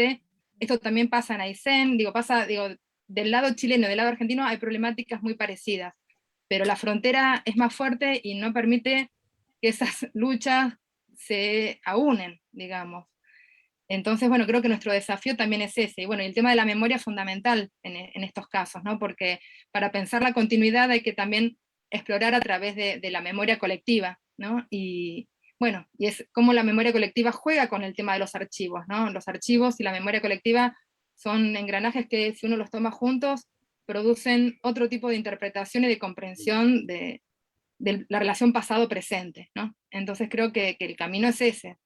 justamente. Así que bueno, muy agradecida de poder tener estas charlas, son muy enriquecedoras, tanto con Isabel, que tenemos comunicación de hace años, pero bueno, con don Luis, que tenemos menos posibilidades de encuentros, así que bueno, muy agradecida por esta invitación. No, gracias a ustedes. Don Luis, ¿qué nos dice de los pendientes? Yo le tengo un pendiente. Yo le tengo un pendiente. Espérese, primero se lo cuento yo. Aquí hay en mi chat aparece una pregunta que dice, para Mancilla, ya que ha indagado tanto sobre los viajes, preguntarle si ha explorado la contracara del viaje, es decir, la ausencia de un número significativo de varones de Chiloé y cómo eso repercute en la vida cotidiana del archipiélago. Creo que sabemos que es un pendiente, ¿cierto? Es un pendiente. En mis tiempos de juventud se decía que en Chiloé por cada hombre habían 5 mujeres. Y eso significaba consecuencias de la inmigración. Y en el año 20, antes de los años 20, el censo daba mayor cantidad de mujeres también que de hombres. Y la población no aumentaba. De un decenio a otro disminuía por la inmigración. Se dio mucha Punta Arenas. Pero yo tengo un pendiente respecto a la huelga. Se han cumplido 100 años del fusilamiento de Roberto Triviño Cárcamo. Y uno aprende cosas. Adrián Moyano escribió para un libro que van a sacar. Se llama Azafán y Banderas Rojas. Azafán es el grito el grito mapuche cuando van a hacer una celebración o van a atacar. O van en cabalgata.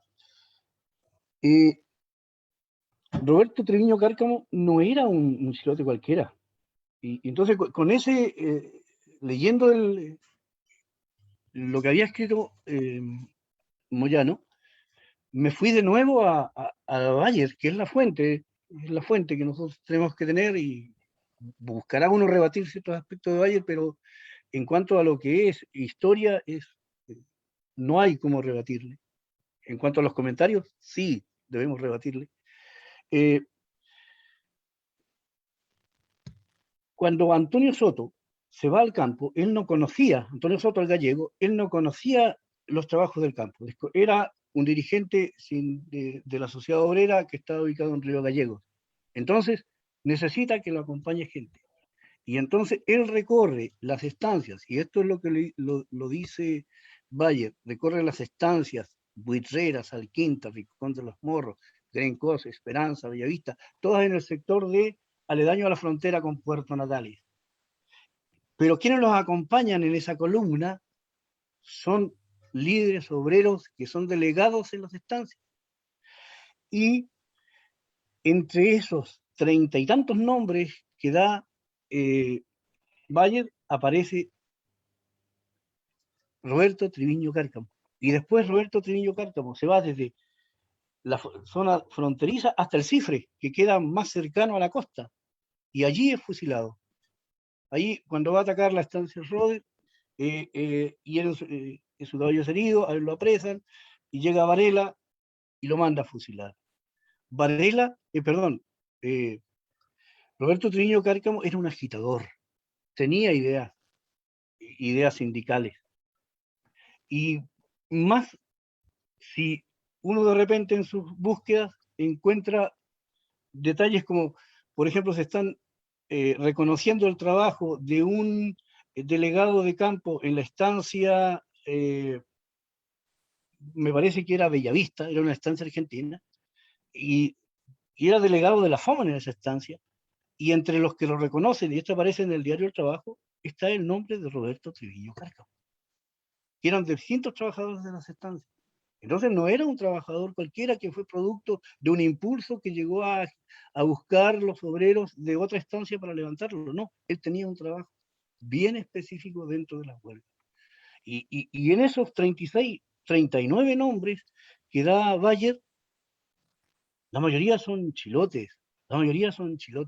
Y también se cumplieron el día 18, hoy día, no, pero esto fue el 15, en Punta Alta, el enfrentamiento de Viñas Ibarra con la columna de obreros de Punta Alta, que eran obreros de esta región fronteriza, donde también tendría que haber estado Roberto Triviño Cárcamo, porque él fue compañero de estancia de Félix Heriberto Pinto. Y Félix Heriberto Pinto es uno de los fusilados en Punta Alta, con Óscar Mancilla, con Juan Álvarez. Entonces, eso, se han cumplido recientemente 100 años de eso. Y esos fusilados son chilotes. Y los obreros de Punta Alta, que son llevados a la cárcel de Río Gallegos y están allí, son chilotes. Entonces, cuando yo miro la Patagonia Rebelde y veo esa parte final donde cantan el himno Los Hijos del Pueblo, y aparecen, claro, los chilotes para estereotipados en forma de como que los que entregaron a la huelga, y aparecen ahí mudos, en modo como despreciativo de cómo cantan los otros ese himno anarquista, y ellos simplemente mirando. No es verdad. Cuando se hacen los comicios para enviar, este comicio lo hace la FOM, esto estamos hablando ya de febrero del año 22, cuando se hacen los primeros comicios de protesta, que se va desfilando desde la sede de la FOM a la Plaza Muñoz Gamero, habla de 2.000 personas desfilando para escuchar a los oradores que van a dar su apoyo a los presos de las huelgas y a los fusilados, y a denunciar y enviar una carta a través del gobernador al gobierno de Chile para que intervenga y se deje de fusilar obreros chilenos en la Patagonia Argentina. Al final, el acto termina cantando el himno Los Hijos del Pueblo. Entonces, yo creo que es totalmente, es muy buena película. Para mí, La Patagonia Rebelde, aquí estoy haciendo una especie de comentario cinematográfico, es una muy buena película, pero no es un documento histórico. Y yo cuando he leído papers donde analizan La Patagonia Rebelde, esta película como si fuera un documento histórico, lo que allí está es verdad. No, pues. Sí, el alemán Otto era parte de la columna obrera que fue atacada por Viñas Ibarra en Punta Alta, y de ahí él sobrevive y se va a la estancia Lanita, está en las listas de esos obreros, Otto NN, el alemán. Pero tiene un papel muy protagónico en la película, no hacía en la realidad obrera, porque ningún obrero de los que da testimonio después en el periódico del Trabajo lo nombra a él, nombra a otros y nombra a varios chilotes. Entonces, ¿quién eran los que de verdad participaban en esto? Cuando huye, cuando escapa de la estancia Lanita Antonio Soto, ¿cierto? Bayer lo da que sale acompañado de 9 o 8 españoles gallegos. Y lo guía solamente el guatón Luna, José Luna. Y José Luna era parte de los que nombra Bayer, que son compañeros de Roberto Triviño Cárcamo y fueron parte de la columna atacada en Corrales Viejos, que algunos lo llaman aserraderos viejos, lo llamaban también. Entonces, no, pues, cuando uno va a la fuente obrera, ¿cierto? Nos dice que los que se van son más de 100, que son más de 100 los que se van al otro lado de la cordillera, y los únicos que sabían los caminos eran los chilotes que emigraban clandestinamente por el Cerro Guido, por las laderas del Cerro Guido. Entonces, claro, el Luna podría ser el guía, pero los españoles que acompañaban a Antonio Soto, ni el propio Antonio Soto, sabía cuál era la huella que había que seguir para burlar la persecución del ejército argentino. O sea, hay ciertas cosas que de repente en la historia no concuerdan. Y esto también, cuando el hijo de Acardi, cuando lo entrevisté, él también, joven, él vivía en las Guaitecas y se fue a trabajar a la Patagonia, y él se fue extrañamente a la estancia de Stipsis, ¿ya? Y él entró clandestinamente desde Puerto Natales por el camino de Cerro Guido, lo mismo camino por el que vino huyendo su padre. Entonces, y llega a la estancia de Stipsis, y Stipsis es rehén en la estancia Lanita, y después él enumera quiénes son los obreros que van a fusilar. O sea, ahí hay un nexo que lamentable, y esto, como lo mismo dice la señora Isabel, ¿cierto? Isabel Soto, que no, nunca el gallego Soto le habló de esta huelga, tampoco a Cardi, nunca le habló a su familia que él fue el líder de la primera huelga. Ellos los van a conociendo después, cuando se escribe, cuando yo tengo el dato y me atrevo a ir a hablar con ellos. Y uno de los hijos de él, sí, algo le había dicho el abuelo, algunos de sus nietos, y él se fue a Sicilia y buscó el lugar de nacimiento del 68, el líder de la primera huelga, que no vuelve más. Y es el que da el dato después para que en el Yanquihue aparezca que el líder de la huelga es Antonio Fuentes del Toscano. Y entonces él lideraba ese. Son esas cosas de la historia que están ahí, que hay que buscarlas. Necesito, profe, ¿Cómo? necesitamos manos para eso. Hay que Sí, se buscar manos que necesita. estudien. Yo creo que no, se necesitan fondos. Ahí se necesita, del ámbito académico, como dice Mariela, ¿cierto? Que tengan financiamiento de CONICYT, viajen a la Patagonia y se vayan a buscar los archivos judiciales que están también en Buenos Aires, en el Archivo de la Memoria Nacional, que publicó un libro que se llama La fealdad de los pobres, ¿cierto? Que está basado en los diarios en los archivos judiciales y también en parte de los diarios de Varela, del teniente coronel Varela. Las huelgas de 1920-21, la fealdad de los pobres, del Ministerio de Justicia, Archivo de la Memoria Nacional de la República Argentina. Pero es muy, muy también tendencioso, muy recortado, aparecen los chilotes ahí, todos los nombres coinciden con las listas que aparecen en el trabajo, es innegable eso, pero no dicen de la manera como fueron maltratados, cómo le robaban las botas, cómo le robaban el dinero, ¿cierto? A Juan Álvarez, que lo fusilan en Punta Alta, también aparece allí nombrado, pero no dice el maltrato, el robo que le hizo el policía, el jefe de policía de la zona de Punta Alta, de la estancia Coyle. Pero porque tiene que ocultarse que eran obreros chilotes o que eran chilenos. No puede, tiene que darse, como bien dice Isabel, tiene que darse el hecho de que eran o españoles o eran argentinos, era gente blanca, no eran indios los fusilados, o los que lideraban esa huelga. Súper. ¿Sí? Pega, pega. Yo les voy a hacer, en realidad, no sé si alcanzamos por tiempo, porque las preguntas que nos quedan, pero bueno, hay algunos saludos. Hay alguien que nos pregunta, Patricia Jiménez, se ha planteado que el ataque armado de la sede de la FOM habría debilitado y desarticulado la organización obrera. Y también pregunta en ese contexto, ¿es posible reconocer la reforma agraria en Chile como un proceso histórico que permite reorganizar a la clase obrera? Es una pregunta.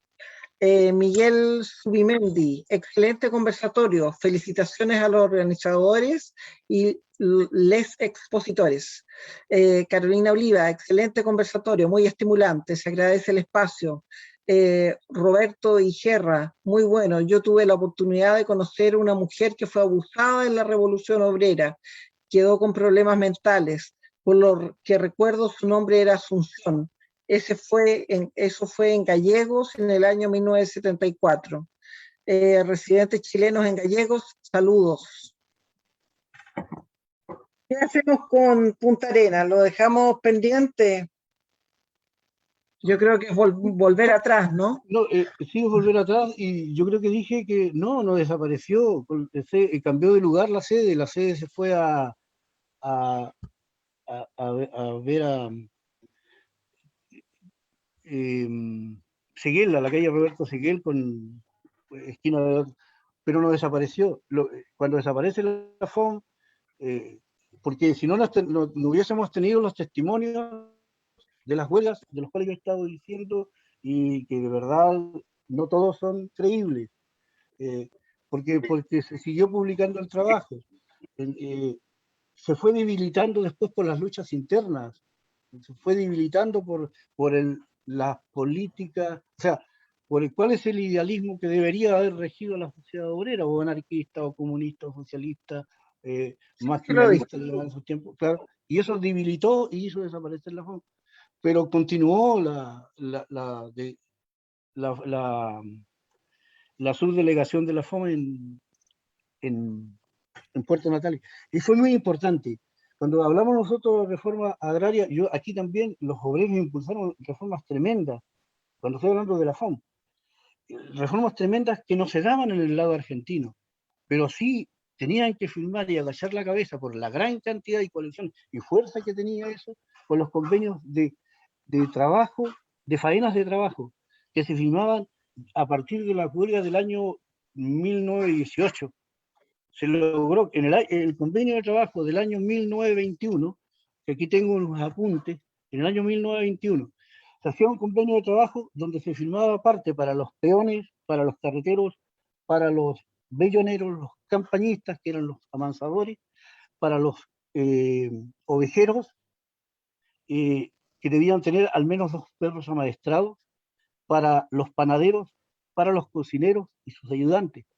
En esos, ¿cierto?, se les fijaba el sueldo mínimo para cada uno de esos oficios, tenía que tener un sueldo mínimo, una jornada de 8 horas, la jornada era de 8 horas de trabajo, tenía que, por convenio, firmado el convenio de capital y trabajo, firmado, se tenía que parar las faenas para el 1 de mayo.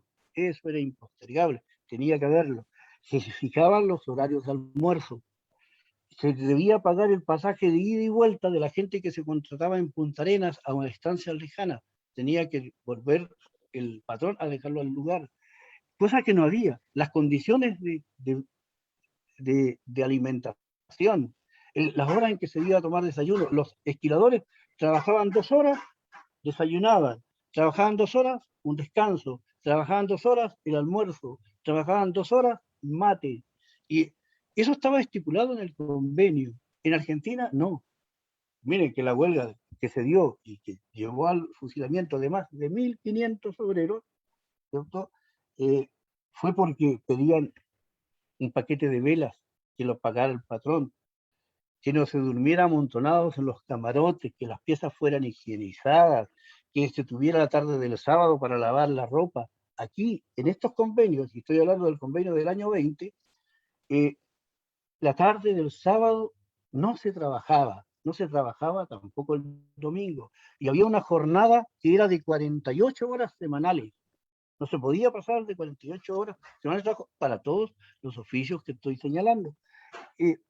Los comedores tenían que ser amplios y higiénicos, mientras que allá en Argentina, en las estancias, cuando se dio el año 20, la huelga, ¿qué se pidió? Se pidió que hubiera 4 comidas: desayuno, almuerzo, once y cena, y que la comida no fuera siempre carne de oveja o cordero capón encontrado muerto en el campo, que tuviera tallarines, que tuviera porotos, que tuviera papa.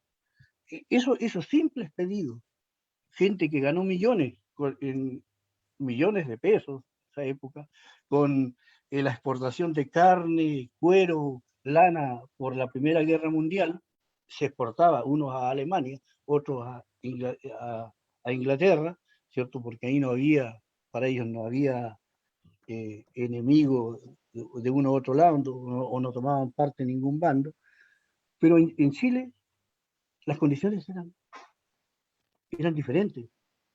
Entonces el obrero chilote tenía que irse a trabajar a la Argentina, porque ya los cupos de esquiladores, los cupos de cocineros ya estaban tomados en estas estancias, porque se firmaban estos convenios y los firmaban las sociedades explotadoras de Tierra del Fuego, la Sociedad Tierra Grande, la Sala Brown, Mauricio Brown y sus estancias, los Menéndez de Eti, esos mismos que tenían las estancias allá y que fueron los que mandaron a fusilar, porque egoístamente nosotros le echamos la culpa. Claro, la culpa la tiene el ejército argentino, pero ¿quién fue que egoístamente, para no dar estos miserables cosas que pedían los obreros, estuvieron detrás de los estancieros que tanto defiende y le crea loa al señor Martin ellos eran los que promovieron estas matanzas. Entonces ahí está la diferencia. Y eso también después con la reforma agraria, cuando sacaban las estancias en Chile, pero ya en los años 40 se educaba al obrero. Yo recuerdo a los tíos, los abuelos, traían revistas y libros que eran de la parte de las bibliotecas de esas estancias, el Bilique, no recuerdo qué otro más, historietas, el libro, había un libro una revista que publicaba la Menéndez Fetti con las sociedades anónimas, del buen trabajador de campo, en los tiempos de Perón también. Entonces, esas bibliotecas que estaban en las estancias también educaban a los obreros. Entonces, y ahí muchos aprendieron a leer y a escribir. Entonces, ese estudio falta eso también de los años 40, esa cosa. Porque uno está enfocado en los años 20, es en los inicios de esta cosa. Es la época más precaria del trabajo en la zona de Magallanes. Muchos pendientes. Sí, muchos pendientes, demasiados pendientes. Demasiados pendientes. Y hay una historia por hacer. Es una historia de Chiloé, es una historia por hacer en todos ámbitos. Si uno se va al siglo XIX, que es algo, perdón, al siglo XVIII, que es algo que me encanta, y algo que yo estoy continuamente estudiando, uno ve que las historias que nos han contado, porque la historia que se escribe en Chiloé es, me voy al libro que escribió él, yo voy a escribir sobre eso, y voy a ir al libro, pero no me voy a la fuente. Y cuando me voy a la fuente, y las fuentes están en un clic en internet, están ahí en el archivo Pares, están en el archivo de India, es cosa de pedir los documentos. Entonces uno se encuentra, por ejemplo, cuando los historiadores echan pericos con el gobernador Francisco Hurtado, pero el gobernador Francisco Hurtado fue para su época un adelantado. Él quería instaurar una empresa de comercialización, comprar un barco, cosa que el comercio entre Chiloé y el Reinato del Perú fuera directamente, sin intermediario de los comerciantes peruanos que venían a lucrar con Chiloé. Entonces, desde ese tiempo. Entonces, cuando uno va a estudiar eso y ve que la historia no es la que le cuenta, y después se encuentra con procesos, por ejemplo, de la Inquisición, y donde hay chilotes involucrados, que fueron acusados en la Inquisición del Libro, y como Chiloé era un presidio, volvieron acá, y ellos sabían leer y escribir, se forman en escribano, y después pasa a ser el tesorero o el pagador que lleva las cuentas del ejército chilote que va a invadir a Chile y hace toda la campaña de la independencia desde el otro punto de vista, que tampoco lo miramos, y se van a cumplir 100 años de eso, y vamos a seguir pensando que... Y yo el otro día leía a Benjamín Subercaseaux, y Benjamín Subercaseaux nos trata muy peyorativamente a los abuelos de nuestros abuelos, cuando dice, cuando los chilotes tercamente botaron sus fusiles al río Maule, cuando se negaron las fuerzas, los dos batallones de Chiloé, tanto el de Ancú como el de Castro, a seguir cruzando, porque a ellos le dijeron que liberaban Concepción y tenían que regresar a la isla. Y ellos querían que lo llevaran hasta Santiago. Ellos se negaron a cruzar el río, pero no botaron los fusiles. Y iniciaron una rebelión. Y ahí se acabó de encerrarse de Chillán y ahí viene el sitio de Chile. Pero esas son otras historias que es lo que muchos temas por estudiar, muchos temas por estudiar. Está sí. Todo por hacerse, así que vamos a tener que seguir conversando. Agradezco su participación, agradezco a Isabel, pilota en Argentina, agradezco a Mariela, casi chilota en Argentina, agradezco al profe Mancilla desde Castro. Para nosotros fue un honor estar en este conversatorio. Agradezco la colaboración de Janet y Pablo, que han estado tras bambalinas haciendo la pega. Nos vemos en una próxima oportunidad y vamos a tener que ver temas porque nos quedan muchos pendientes. Muchas gracias. Gracias. Gracias. Gracias. Chao. Muy bien. Chao. Chao. Gracias.